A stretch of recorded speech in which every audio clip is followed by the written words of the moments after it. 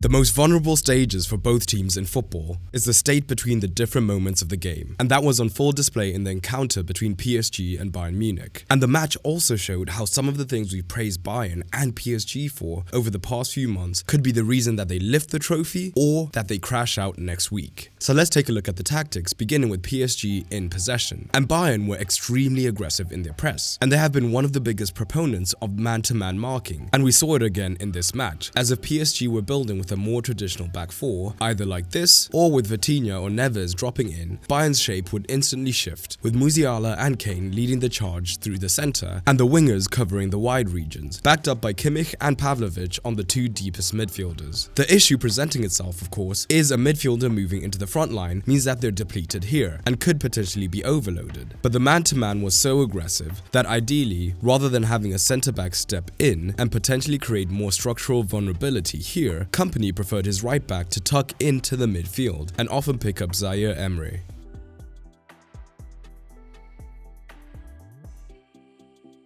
When we think of Bayern and fluidity, we're usually talking about their attacking shape. But this encounter was a perfect example of how great they are at adapting their man-to-man system on the fly when defending. As in that first half, PSG often built in a back three, with Mendes tucking in, which meant that Bayern could maintain a roughly similar pressing shape.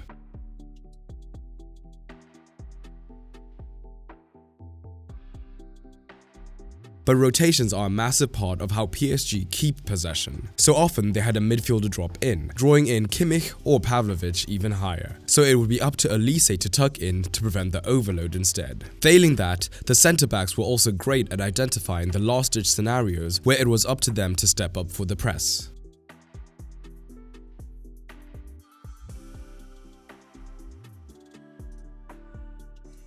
Different solutions for different scenarios. And the result of this? Well, it worked. And this high pressure, combined with PSG's midfield often maintaining large spaces between each other, meant that if the highly technical PSG players occasionally got caught on the ball, Bayern could win it, leading to instant counterattacks, which happened on a few occasions.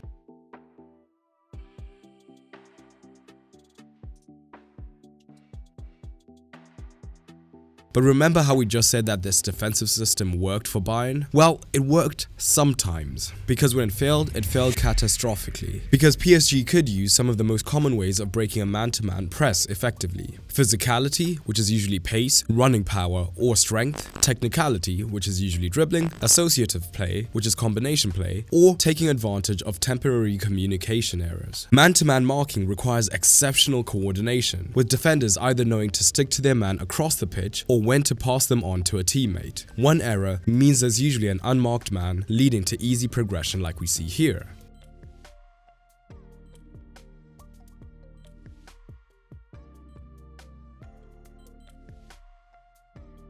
Or much worse, like we see here.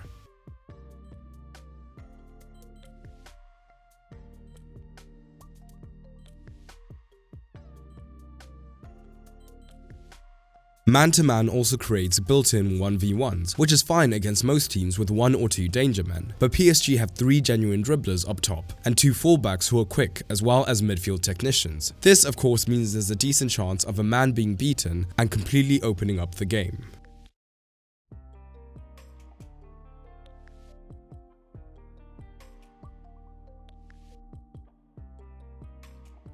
And all of this was particularly devastating as the rotations and combinations between PSG's men would exaggerate these scenarios. Higher up on the pitch, we often saw them move into rough 3-2-5 shapes, with the front line looking to push the defense deep. Particularly if Bayern's pressing pack were drawn high up the pitch, it now created a chasm for PSG men to drop into, and the man-to-man pressing would create natural gaps in the backline, which PSG were more than technical enough to take advantage of.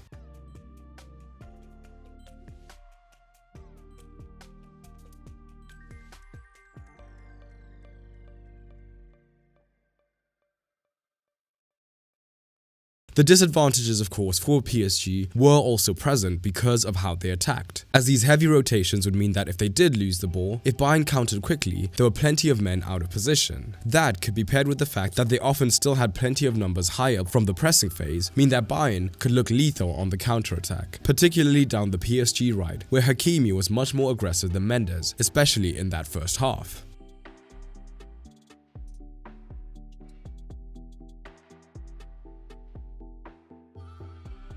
But it wasn't just the counter where Bayern looked dangerous. What did they do when they were in possession? And just before we take a look at what Bayern did in possession and the risks they were willing to take when they had the ball, if you're a true tactical nerd and want to take your understanding even deeper, sign up for Football Fundamentals through the link down in the description below. And Football Fundamentals is my free program designed to teach you the basics and the fundamentals of tactical analysis over the course of 30 days. And like I said, it's completely free. PSG did often look to press high, but weren't quite as front foot as Bayern. But still, that initial pressure meant that Bayern weren't building in a slow, controlled pace, meaning we saw less of the forwards dropping super deep in the first phase to pick the ball up off the centre-backs or the goalkeeper. But still, even when they did get higher up the pitch, Kane and Musiala were operating almost as dual 10s as we've seen throughout the season, looking to drop deep and draw defenders to potentially create room in behind for the wingers or at least isolations.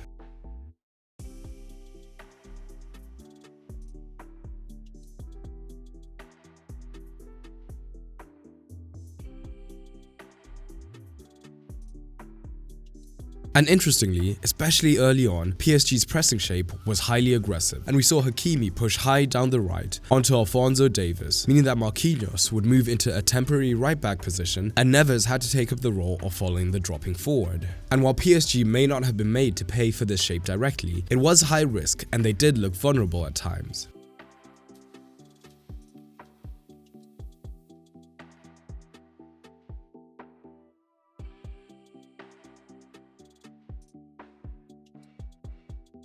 And of course, for Diaz's incredible goal, we saw Kane drop deep and his playmaking find the Colombian running in behind, leading to the goal.